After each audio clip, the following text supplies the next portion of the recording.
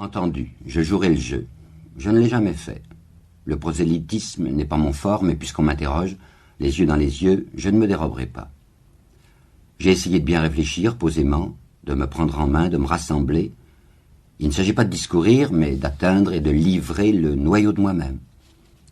Quand je ne serai plus dans le brouillard, mais dans le soleil, bientôt, si je garde encore le souvenir de ces propos auxquels je m'aventure, ils me feront l'effet d'un balbutiement dérisoire, ayant avec la réalité les mêmes rapports à peu près qu'entretiennent l'image d'une cellule vue au microscope de Pasteur et l'image de la même cellule sous le microscope électronique. Approximation enfantine. Tant pis, avec tout ce que je peux d'intelligence et de bonne volonté, la voici ma conviction. Est-ce qu'on peut vivre sans une idée précise de ce que c'est la vie, du sens que ça peut avoir, cette course à la mort? Oh oui, c'est tout à fait possible. La vie se charge de nous divertir avec ses urgences et ses appâts. L'urgence de gagner son pain, forme civilisée de la bataille primitive pour trouver et happer la nourriture. Et l'appât, la fascination de ce qui nous tente, les plaisirs, la richesse, les honneurs. Que l'on puisse se laisser dériver jour par jour vers la fosse, sans se poser la moindre question, en toute incuriosité, en toute inconscience, c'est banal et déconcertant. Car enfin tout de même, personne ne tolérerait s'enjamber de se voir impliqué de force dans une entreprise opaque et dont une seule chose est certaine, c'est qu'elle finira mal. Cependant, la plupart des gens vivent leur vie comme s'ils ne se rendaient pas compte, absolument pas compte, de l'affaire dans laquelle ils sont pris et qui débouche infailliblement sur ce trou pour eux dans la terre. Cette évidence, cette issue inéluctable mais désobligeante, il s'applique à n'y pas penser, quitte à rester béant dans la stupeur et le scandale, lorsque le destin, à l'improviste, leur arrache quelqu'un d'aimer, ou que, sous la forme avertisseuse de la maladie, leur propre mort vient leur faire signe. Je suis là, j'arrive, n'oublie pas que tu m'appartiens. Question de tempérament, je ne sais pas. Peut-être à cause d'une mort près de moi quand j'avais 12 ans, d'une autre mort encore plus près quand j'en avais 20. Peut-être aussi à cause d'une menace sur ma vie dans ma 24e année. Toujours est-il que je ne suis jamais parvenu, quant à moi, à n'y pas penser à la condition humaine, à l'énigme du monde, à l'énorme, au vertigineux environnement cosmique, au mystère de tout ça qui existe, qui est notre logement. Qu'est-ce que c'est? Et qu'est-ce que nous faisons là-dedans? J'ai écrit ces pages. J'ai sous les yeux un texte que je lis. Je ne le fais d'habitude pas. Seulement aujourd'hui, ce sont des choses capitales que je voudrais vous dire. Je ne peux pas m'abandonner aux approximations d'un exposé non écrit. Pourvu que ce soit clair, pourvu que je ne sois pas ennuyeux. C'est ce que je souhaite. Essayons. Donc, nous disons volontiers, et j'ai eu jadis, comme tout le monde, la tentation de le dire, que nous sommes, créatures humaines, des objets infimes dans l'univers, des êtres si petits, si minuscules, si négligeables, que rien n'égale notre outrecuidance, lorsque, sans songer à nos proportions, ridiculement imperceptibles, nous nous imaginons importants, intéressants du moins, dignes de valoir une pensée du grand horloger, s'il existe. Voltaire s'est taillé jadis de beaux succès mondains avec ses gambades philosophiques sur ce thème. Il apportait la délivrance. Si petit, comment voulez-vous que nous soyons surveillés? Le maître des étoiles a d'autres soucis que le comportement de ces sirons invisibles, les hommes. C'était un affranchissement délicieux, comme on se sentait libéré. Mais oui, bien sûr, sottise puérile, insensée, l'idée d'un dieu magistère à férule, tapant sur les doigts des sirons qui se conduisent mal. Tout devenait bien heureusement permis, attendu qu'ils ne nous voyaient pas. Il est vrai que d'autres, plus tard, comme Vigny par exemple, après s'être beaucoup félicité d'abord de cette cécité du patron sur notre exiguïté protectrice, lui reprochèrent ensuite son silence, son absence. L'argument était à double tranchant. Tout cela pourtant était parlé pour ne rien dire, car l'être humain a ceci de particulier qu'un esprit habite sa petite cervelle. Un esprit, comme dit Pascal, où se réfléchit l'univers, avec toutes ces galaxies en expansion. Alors, petit, infime, minuscule, imperceptible, tous ces mots de dimension sont incorrects, sont hors de mise lorsqu'il s'agit précisément de ce qui échappe à la dimension. L'esprit n'est pas spatial. L'esprit n'est pas justiciable du système métrique.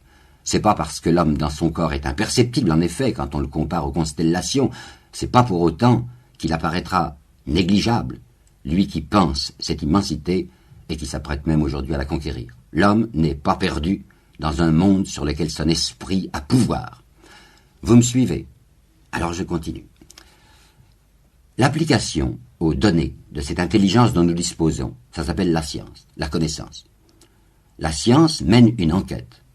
La science, c'est l'humanité pensante qui cherche à savoir de quoi est fait son habitat terrestre et sidéral, ce qui le compose, la nature de la matière et les lois qui la régissent. La science, dans son investigation, elle a déjà saisi quelques vérités. Elle a notamment reconnu que la vie est soumise à une loi générale valable pour tous les organismes, pour toutes les espèces, et pour l'espèce humaine comme les autres, la loi dite de l'évolution.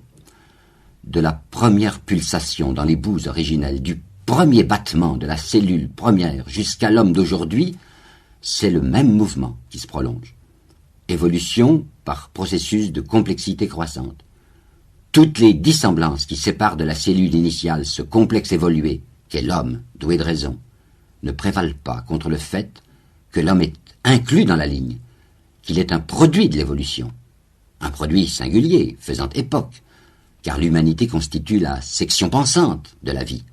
Avec elle, l'évolution devient consciente, son secret est percé par un des êtres issus de son déroulement. Ce privilège, l'intelligence, la réflexion sur soi, que possède l'homme, autorise la science à voir en l'homme la pointe de la flèche, l'actuel sommet de l'évolution.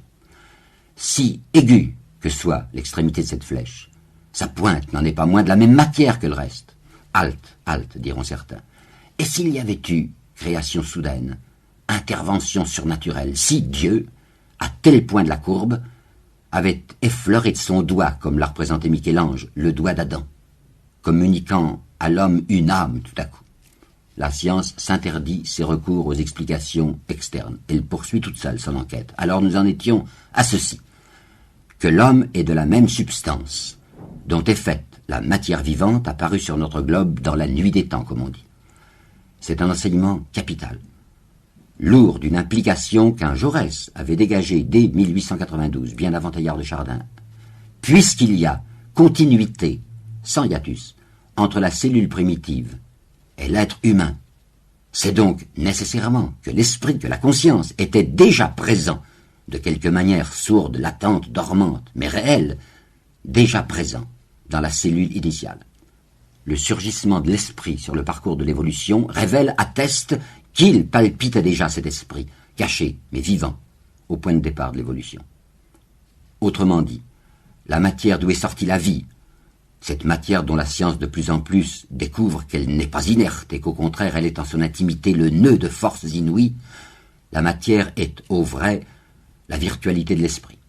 Premier temps de ma démonstration. Deuxième temps. À l'actif de la science, une deuxième découverte riche de sens, c'est Claude Bernard, le premier qui, sinon conçut, du moins formula, cette autre loi fondamentale que tout organisme évolue et se développe selon une idée directrice, selon un plan intelligible. En d'autres termes, l'évolution est orientée, poussée de l'antérieur sous un appel de l'ultérieur. Elle répond, et j'emploie ce verbe dans son sens propre, elle répond à une convocation.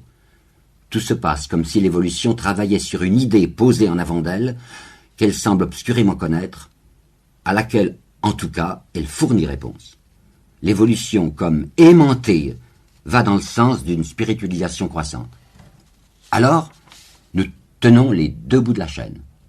Au point de départ, vous l'avez vu, préexistence immanente de l'esprit. Et là-bas, en avant, en haut, un appel d'air, un point X, un point d'attraction vers lequel, dans une ordonnance qu'il prédétermine, l'évolution monte. L'évolution, écrivait Jaurès, bien loin d'être la négation du divin et la preuve d'un monisme matérialiste, l'évolution, disait-il, c'est la démonstration expérimentale de Dieu. Dieu, attention au prestige des mots imposants, ne jamais se payer de syllabes. Quel contenu dans ce mot Dieu, dont Chateaubriand savait trop le parti qu'on peut tirer au bout d'une phrase. Tout ce que nous pouvons affirmer jusqu'ici, c'est que Dieu est en même temps l'X, le quelque chose, la force, par quoi l'esprit existe, virtuel et plus que virtuel dans l'embryon évolutif, et l'X, le quelque chose, la force, par quoi la spirale des êtres s'élève, selon cette idée directrice dont la science dresse le constat. Mais il y a moyen d'avancer plus. Et par la même voie scientifique d'investigation, de soumission au réel, d'examen du donné, cette fois examen du donné humain. En nous, en chacun de nous, un appétit, un besoin, une exigence, une réclamation, une revendication de justice et d'amour. Exigence viscérale, pas apprise, pas surajoutée, ontologique. Nous sommes tels par nature. C'est à cela qu'en plein jour aboutit avec l'homme l'évolution elle-même. Un fait, par conséquent, cette revendication humaine. Un fait aussi flagrant que l'existence des protéines ou que celle de l'uranium. Supposons la Terre devenue, comme la Lune, une planète morte. Des enquêteurs tombés du ciel examinent sur la croûte terrestre les vestiges de ce que furent les êtres qui peuplèrent la surface de ce globe désert. Ils observent que ces êtres avaient des poumons. La déduction qu'ils en tirent sans risque d'erreur, c'est qu'il y avait là une atmosphère. Les poumons prouvent l'atmosphère.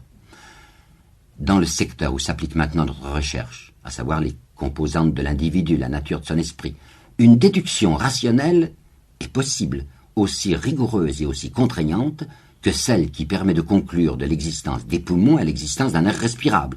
On ne respire que s'il y a quelque chose à respirer. Et bien de même, on ne aspire que s'il y a quelque chose à aspirer. Si donc, l'esprit de l'homme, essentiellement, aspire à ces choses sans nom dont parlait Flaubert, aimant d'un amour furieux des choses sans nom, ces choses que dans notre langage nous baptisons clarté, justice, communion, charité, amour, c'est que forcément, je dis bien forcément, elles existent, ces choses, d'une certaine façon mystérieuse mais totale. De la même manière irrésistible que les poumons prouvent l'atmosphère, exactement de la même manière, nos aspirations prouvent qu'une réalité existe vers quoi cet élan se dirige. Une réalité qu'elle désigne, comme la boussole désigne le pôle. La boussole, c'est le pôle. Quelque chose en nous, semblablement, c'est notre pôle. Le manque du drogué, ce manque horrible et frénétique, suffirait, s'il en était besoin, à prouver qu'une substance existe à laquelle cet homme a goûté et dont la privation le torture. Ainsi, le manque de Dieu, d'un Dieu défini par la totalité vivante de ce dont le pressentiment est en nous comme un désir et déjà comme un bonheur, le manque de Dieu nous instruit sur la substance de Dieu. Nous ne le désirerions pas si nous ne le connaissions déjà au moins par effleurement. C'est dans ce sens, je crois, que Platon disait de l'amour qu'il est le fils de Poros et de Peña. Poros, en grec, ça veut dire la richesse, et Peña, ça veut dire le dénuement. Ce que nous savons de Dieu, quelle que soit la forme sous laquelle nous avons contact avec lui, même sans le connaître, même sans le reconnaître, est déjà possession de lui, Poros, mais possession précaire, allusive, et dont l'infirmité misérablement insatisfaisante, Peña, suscite notre revendication du tout. Nous voilà loin du Dieu qui se fait, qu'inventait Diderot, peu pressé qu'il se fasse. Il se fait si peu que c'est lui justement qui fait l'évolution. Nous voilà loin du Dieu gazeux de Renan, loin du Dieu en poudre du panthéisme, non pas quelque chose, mais quelqu'un, et dont le nom sans doute le moins impropre dont le puisse appeler notre idiome confus, c'est amour. L'univers, dans une évolution passionnée, remonte à l'amour qui en est la source, disait Jaurès, un Dieu quelqu'un, un centre de flamme.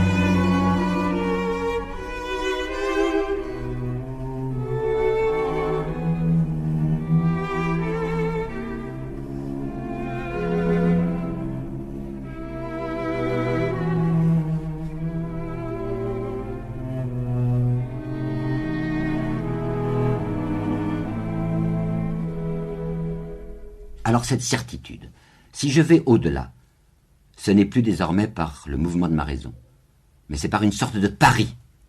Un pari qui n'a rien de commun avec celui de Pascal, conçu en termes de avantage, alors que je reste et je veux rester dans l'ordre seulement de ce qui est ou qui n'est pas vrai.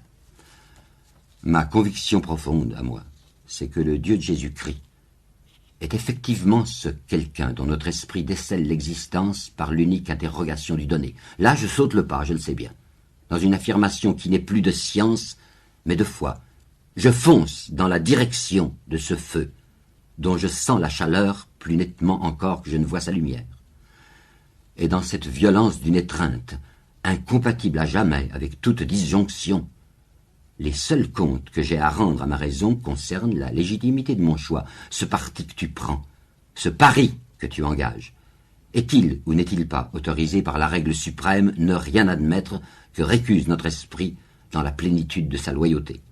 Un mensonge peut être adorable, il n'en est pas moins un mensonge.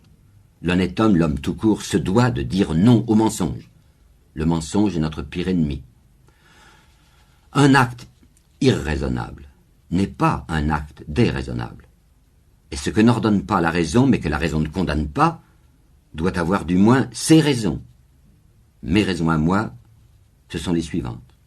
Premièrement, depuis 50 ans, la recherche a fait pas mal de chemin dans le domaine des origines chrétiennes. Aucun homme informé ne peut plus aujourd'hui rejeter Jésus dans le mythe et nier sa réalité historique. La question est plus difficile de savoir ce qu'il a dit au juste, car nous n'en connaissons la substance que par des textes postérieurs à lui. Toutefois, les plus anciens, les plus proches de son temps, il est possible à présent de les dater en toute rigueur de quelques 25 ans, pas davantage, après sa mort, la distance qui nous sépare en ce moment des années qui précédèrent immédiatement la guerre de 39.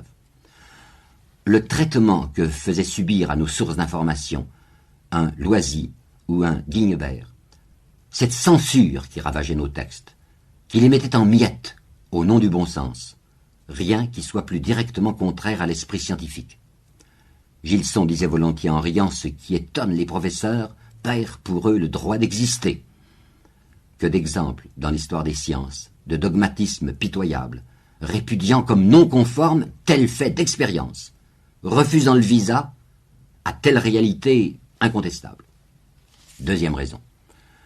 L'investigation du donné humain conduit, on l'a vu, à la solidité de cette conclusion que la force qui nous fait être est une force d'amour. Le moi humain, par son contenu même, requiert l'existence d'un moi divin, frappant d'ailleurs d'observer que c'est par l'amour, entendu comme on voudra, ne serait-il même qu'un désir sexuel, par l'amour que se perpétue la vie.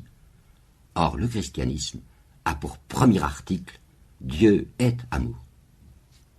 Troisième raison. Suis-je chrétien parce que je suis né en France, comme je serais bouddhiste si j'étais né dans l'Inde?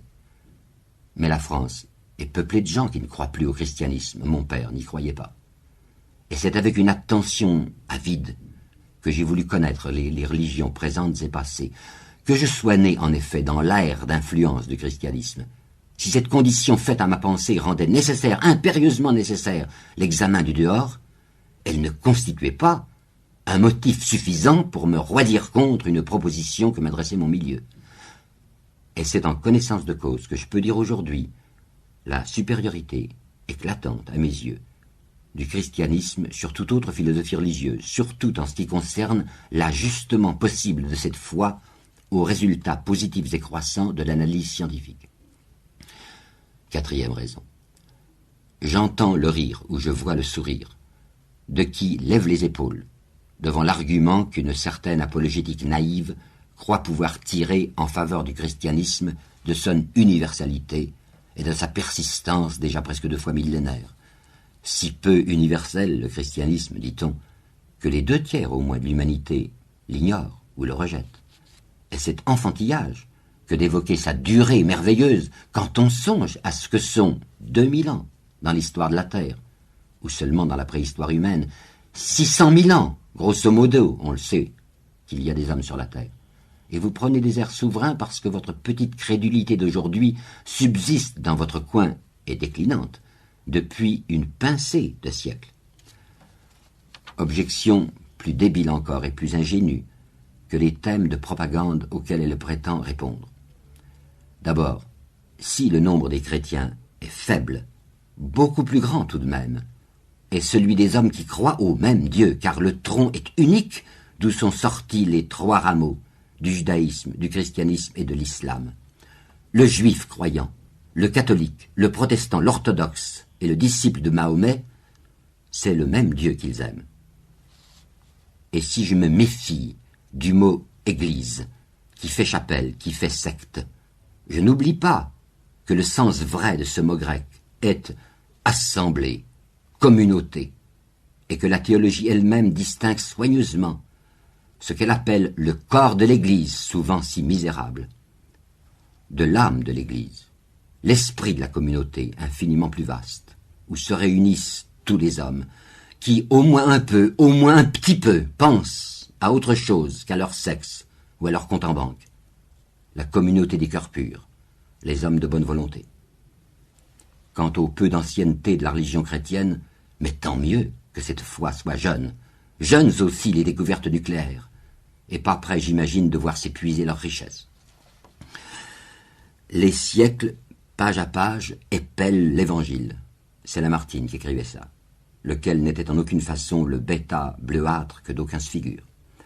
De même qu'il y a un donné géologique et anthropologique, et un donné humain. De même, il y a ce donné historique, le Christ et ses paroles. Chaque âge l'interprète avec les connaissances qui sont les siennes. Lente explicitation, dépliement progressif.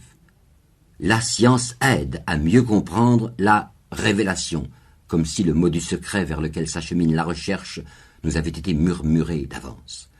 Les théologiens qui frappèrent Galilée ne devinaient guère la prodigieuse ampleur que la route, la bonne route que suivait Galilée donnerait un jour aux Célie et Narente. Nous nous formons des dogmes. Les dogmes, c'est les articulations de la foi, c'est le résumé de notre credo. Nous nous en formons la représentation que nous permettent les connaissances actuelles de notre esprit. Et comme il est infiniment vraisemblable que la race humaine, dans 600 000 ans, différera autant de l'homme d'aujourd'hui que cet homme d'aujourd'hui diffère du synanthrope, il est infiniment probable aussi que la conception des dogmes ne sera plus dans l'humanité à venir ce qu'elle est chez l'homme d'à présent. Le ciel et la terre passeront, mais mes paroles ne passeront pas. Ce n'est pas un dément qui l'a dit, et je me fie à sa promesse.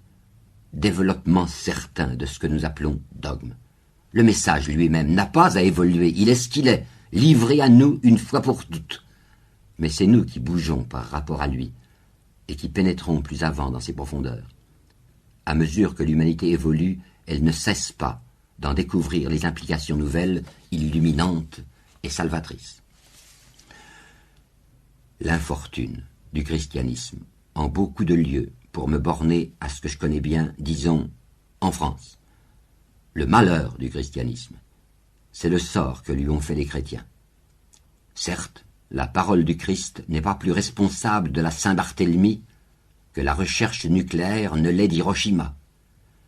Mais c'est un fait que la religion, en France, porte le poids d'un héritage terrible. D'une part, et lisez là-dessus les pages d'un historien très modéré, très respectueux, beaucoup plus sage que moi, Adrien Dansette. D'une part, la formation donnée aux prêtres pendant tout le siècle dernier les maintenait dans une ignorance incroyable, et de la science, et de l'histoire, et de la pensée philosophique. Ne me faites pas dire que les livres sont nécessaires pour la connaissance de Dieu. Il y a vers la lumière et la charité des routes directes qui ne passent par aucune école. Et quelqu'un comme le curé d'Ars en était la preuve exemplaire. Il n'en reste pas moins qu'à la fin du XIXe siècle et au début du XXe siècle, 9 sur 10 des ecclésiastiques offraient en France l'image exemplaire d'un Homais à rebours. Et c'était en toute bonne foi que la plupart des gens intelligents considéraient le catholicisme comme le ghetto des imbéciles. Mais cette coupure totale entre la science et la religion s'accompagna d'une coupure non moins parfaite et bien plus grave encore entre le christianisme et les masses. Les chefs du catholicisme politique français, dont beaucoup du reste étaient des incroyants, comme ce Maurras qui voulait bien du pape, mais surtout pas de Jésus-Christ. Tous ces athées de la nuance catholique, comme disait Victor Hugo, tous ces voltairiens façon Thiers, qui avaient mis la main sur l'Église après les journées de juin, pour lui confier le soin de préparer à l'usage des nantis des générations d'esclaves médusés, tous ces étanches chrétiens en ont tant fait, depuis 48 surtout. Ils ont, à ce point, rendu méconnaissable et hideuse la foi dont ils osaient se réclamer, que ce tour de force est leur œuvre, l'Évangile devenu la bête noire des faibles et des pauvres. Bernanos. Situation irréversible, je ne le pense pas, car je me rappelle cet enseignement de l'histoire. Le clergé français du XVIIIe siècle, mondain et corrompu dans sa majorité, suait l'imposture, d'où les déchaînements révolutionnaires contre lui. Un demi-siècle après, l'Église française ayant reconquis sa dignité grâce au pouvoir bourgeois de Louis-Philippe qui ne l'aimait pas, ce même peuple parisien, qui avait applaudi en 93 aux guillotinades de curés, reprenait confiance au printemps 48, reprenait espoir. Lacordaire était député d'extrême gauche à l'Assemblée nationale et demandait aux prêtres de bénir les arbres de la liberté. Puis vinrent les terreurs propriétaires et le clergé de nouveau bascula du côté des hommes de proie. Les valeurs humaines et religieuses, et pour moi c'est pareil, il se trouve qu'elles se rencontrent aujourd'hui plus nombreuses et plus ardentes chez les non-chrétiens que chez les chrétiens. Lave qui sort par les volcans neufs quand l'ancien cratère est bouché. Réalité tellement puissante qu'elles éclatent chez tout être noble, se croirait-il aux antipodes de ma foi. Tout homme qui aime la connaissance pour de bon, qui se voue à la connaissance, qui pense à autre chose qu'à des chairs, à des prix, à des croix ou à des fauteuils, je me sens plus proche de lui que de ces croyants par convenance sociale ou souci d'assurance pour l'au-delà, comme il en fourmille hélas. Et l'homme qui lutte pour un ordre juste, pour la destruction des accaparements et pour la fin des oppressions, c'est lui mon meilleur camarade. Graham Greene a eu dans son dernier livre, La saison des pluies, un mot que je n'oublie pas. Pourquoi écrivait-il? Pourquoi faut-il que ce soit toujours ceux qu'il ne faut pas qui sont croyants? Greene exagérait bien sûr, c'était pas lui du reste qui parlait, mais un de ses personnages, n'empêche. Changeons-le toujours en un trop souvent, et comme c'est amèrement vrai, sa boutade. Les écœurants, les sordides, pas besoin de nom propre. C'est affreux qu'ils se disent chrétiens, et patentés et officiels. C'est affreux qu'ils se fassent prendre pour des êtres de la même race que M. Vincent, ou que cette Jeanne d'Arc qui bouleversa notre Michelet. Par bonheur, il y a des Mounier et des Teilhard de Chardin, des Marc-Sagnier et des Bernanos, et ces chercheurs de la revue biblique, et ce petit nombre, il grandit, de prêtres que je sais, les uns dans le siècle, les autres hors du monde, admirables d'intelligence, de courage et de dévouement. J'ai fini. En ce texte bref, j'ai tâché de tout dire sur ce que je suis, au plus creux de moi. J'ai écrit ces pages lentement, vérifiant l'authenticité de chaque affirmation qui s'articulait dans ma gorge avant de passer sous ma plume. Le péril des écrivains est de céder aux séductions du style, est d'être sans défense contre ce qui sonne bien, même quand ils n'y croient guère. Aussi ai-je veillé à n'accueillir ici aucun terme dont je n'ai contrôlé du dedans qu'il répondait avec exactitude à ce que pense, aime ou déteste l'homme Guillemin, français de Bourgogne, né au début de ce siècle sous le ministère Combes, Jaurès étant vice-président de la Chambre, de parents très humbles, élevé à l'école laïque, puis normalien, agrégé, docteur, diplomate d'occasion, Guillemin tel quel, marié, 4 enfants, dans sa 59e année. Et si l'on me demande à présent, alors pratiquement la vie d'après vous, c'est pour quoi faire? Je dirais simplement que ma pauvre technique, ma toute petite loi, c'est de tâcher, si je suis incapable de faire grand bien, c'est de tâcher, oui, au moins de ne pas faire de mal. De travailler, comme je peux dans mon coin, à dire ce qui me semble vrai, ne pas m'en laisser compter, ne pas me laisser monter sur la cervelle. Sous les mensonges accumulés, m'acharner à trouver ce qui se cache, c'est ma passion, je l'avoue, ma marotte, mon tic, mon incurable manie. Essayer enfin d'être bon, et de ne pas me tromper sur le sens de ce mot « aimer ».